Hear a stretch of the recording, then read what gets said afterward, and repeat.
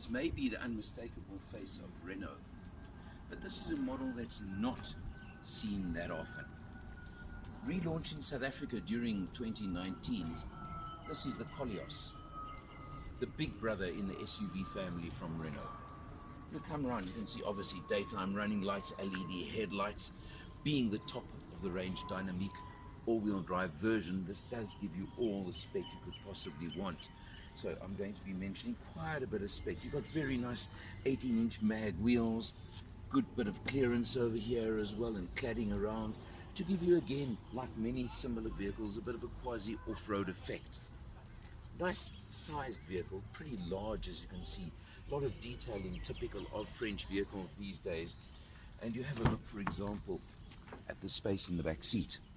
With the driver's seat set for myself, as I always do, you've got rear air conditioning vents over there and controls, which again is a neat touch in a vehicle of this type. Plenty of space in the back seat for three. So this is very much a family vehicle, and you need to keep that in mind very clearly. You come around to the boot over here, and you'll see nice size. This is family, a family vehicle, and family use very clearly, with the very modern, typical style, and for once, a full-size spare wheel under the board, which I think does make a nice little bit of a difference as well. Being the top model, you simply push the button, and there we go for it to close. And the legend telling me four-wheel drive, just in case you want to be reminded of the fact. Let's check it out inside. Out on a cruise in the Renault Koleos on the freeway, very, very comfortable, very smooth. The 2.5 litre four-cylinder engine, well, it's certainly got more than adequate power. The gearbox, it's a CVT, and again, I've said many times, I've got no problem with CVT gearboxes. This is I suppose I'll get into trouble for using the term, but a mom's taxi. So what is the difference over there?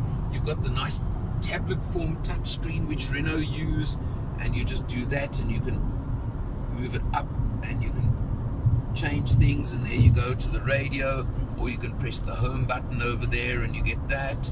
Navigation, it's got all the features you'd want. This is a top of the range model, all-wheel drive as well, but again, all-wheel drive as in using it for safety, for smoothness, for road holding, wet roads, things like that. So it's got that very clear digital instrumentation in front of me, and of course can't show it to you now, but it has got that chunky stalk on the right hand side of the steering wheel. That of course is the one for controlling the radio and answering the phone, which I think Renault really, it's time you move those controls onto the steering wheel instead. It's really a bit outdated now, but it's not that serious or anything else. It's also, you use the card key on this version. Still, you don't have to slot it into the dashboard like some of the earlier ones, but it's just, well, I suppose different. It's Renault, and you know the French cars, they do like being that little bit different. Maybe it's just that. Nothing wrong with it at all. It's very light. It's not as if it's awkward to put in your pocket. Lots of space in the back seat. Overall, for a medium size, can I call it SUV? I think it's pretty comfortable, pretty nice, and it certainly is a smooth cruiser. Looking, as we always start, at the very comprehensive digital instrumentation, which tells you everything you want, and of course you've got trip computer which you can scroll through, and I'll show you right now. We've done 531 kilometers on this test and averaged, which I think is actually quite fair for this car, 9 liters per 100. This has been very much urban use, commuting duty, because of course that is what this car is really built for.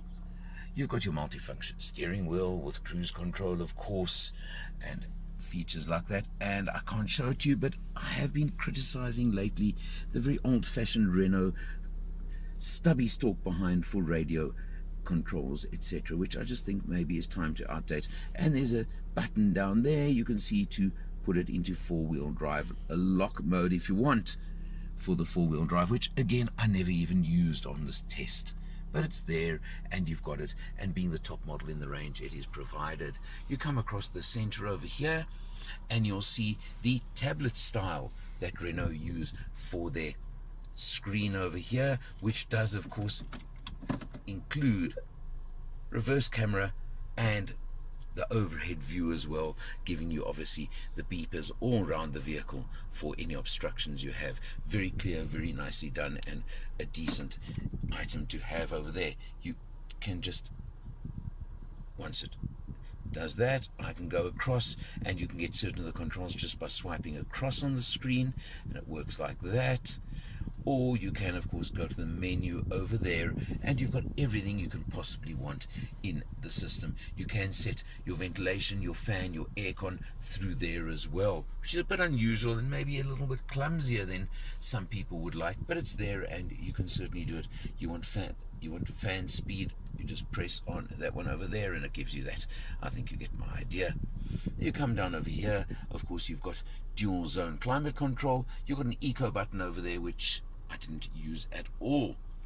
Down to of course your automatic gear shift, which is standard on all versions of the Koleos in South Africa. And mentioning that, let me just tell you right now, the Koleos in South Africa is powered by a 2.5 litre 4-cylinder petrol engine, no turbo. So quite unusual in today's world, I think. Mated to a CVT automatic gearbox. For urban use, for mom's taxi, can I call it, for a family SUV, I reckon CVTs are absolutely perfect and they do the job. No, it's not a sports car. So if you want a sports car, really, this is not what you're looking at. You've got down here, of course, your electronic parking brake, which has become very common lately. And just to point out now, you've got fairly soft touch all over the dash. You've got leather trim throughout. You've got everything in the luxury stakes as well that you want. You've even got a little bit of veneer on the dashboard just to make it feel like this is an upmarket environment that you're in. So it is very neat, very comfortable, and a very smooth riding.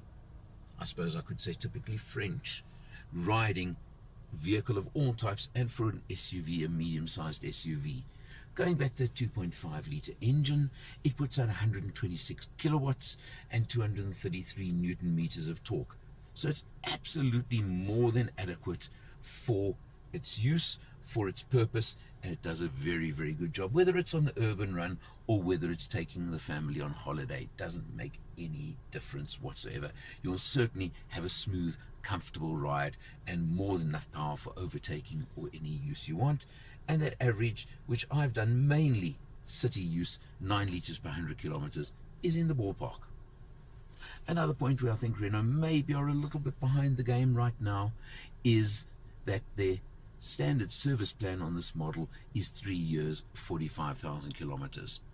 And Renault, your opposition are up at 5 years, so maybe something to check out.